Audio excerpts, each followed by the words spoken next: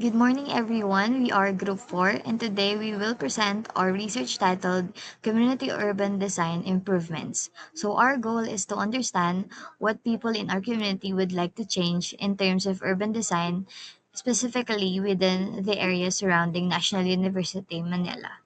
So, to frame our study, we ask a question: what would you like to change in your community in terms of urban design?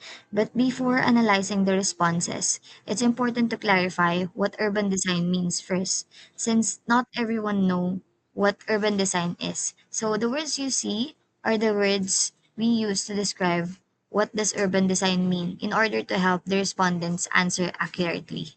So, urban design refers to the planning and shaping of cities on how our streets, sidewalks, building, public space, transportation systems, safety, and comfort come together to create a functional environment.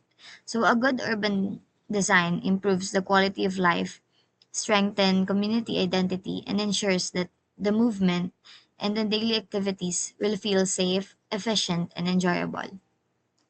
Our study focused on the area around NU Manila, specifically selecting three commonly used streets by students, workers, vendors, and drivers. So this street presented are the Kaiko streets, the purple one, the F. Hoxton Street, the blue one, the MF Hoxton Street, the yellow one. So to organize the work, each of the three streets was assigned to a two members per group.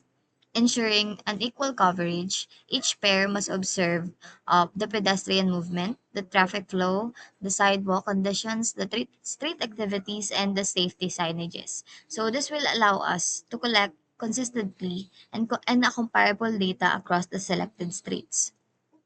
The survey responses come from the four main user groups within the area. The first one is the students who walk daily and use the streets the most or the area the most. Second is the vendor who rely on the streets for their livelihood. The third one is the office workers and the employees who move in and out of the community. Lastly is the driver who interacts with both the pedestrian and the traffic systems. So these groups provide a diverse perspectives that will allow us to understand the different needs within the same environment. Next is to better understand the background of our respondents. We also collected the basic demographics. The first one is the age. So as you can see, more or majority are within the 20 to 30 age group, followed by the respondents age 30 to 40, 40 to 50, and a small group below 20s. Next is the gender. The respondents were nearly balanced with a slightly majority of a female compared to males. Lastly is the respondents type. So this the largest part consists of the students, followed by the employee, vendors, drivers, and a small portion of residents. So these demographics will help us explain why the certain categories receive a higher concern than others. Lastly, before presenting the results, we group the possible answers into five main data categories. So these categories will allow us to organize and interpret the respondents clearly. So the first one is the mobility and walkability. So this is the sidewalks, the pedestrian lanes, the road crossing, and the users or respondents usually interact to. Second is the safety and security, the lighting, CCTV, and even the crime concerns or the traffic hazards. Third one is the cleanliness and orderliness, the waste management, the clutter, and the vendor organization within the streets. The fourth one is the greenery and comfort. So these are the trees, shades, the heat comfort, and the mostly about the trees. The fourth one or the fifth one rather is the infrastructure improvements.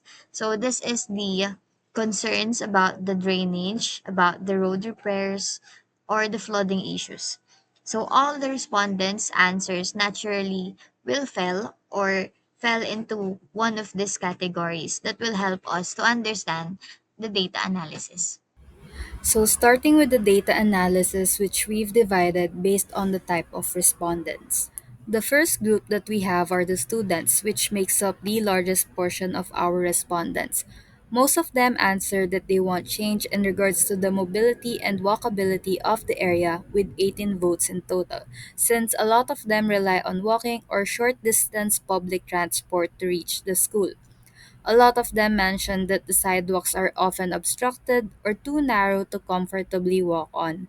They've also mentioned that flooding is a common recurrence, especially along España, where most students go to commute.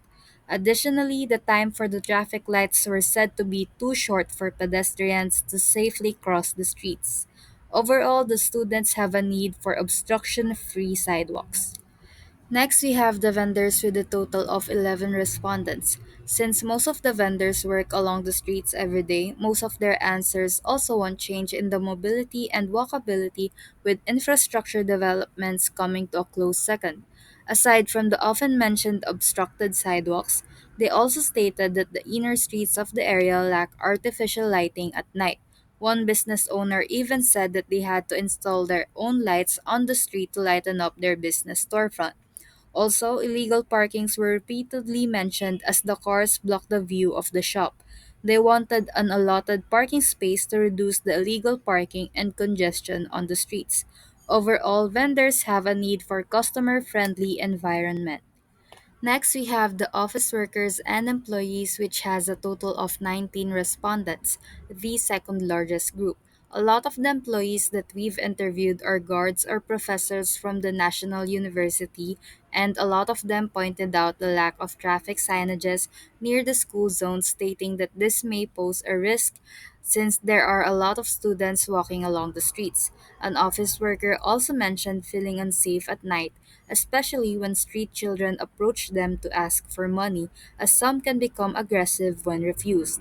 Lastly, traffic congestion becomes a major issue during school dismissal, as large numbers of private vehicles arrive to pick up students. The designated pickup areas are insufficient, causing spillover onto the streets and heavy congestion. For the last group, we have the drivers, which mostly consist of tricycle and private vehicle drivers. One driver mentioned that they want an enhanced safety at night by adding more street lights and traffic signages. They also wanted a dedicated transport lane and a more organized parking with clear loading and unloading zones, because the streets tend to get chaotic during school dismissal, with drivers having a hard time differentiating between parked cars and those who were picking up kids from school.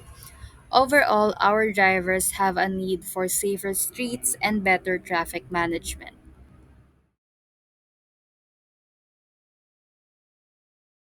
So, for our group's conclusion and recommendation, our data analysis reveals that mobility and walkability came out as the top concern by our respondents, with safety and security coming in second and infrastructure improvement at third.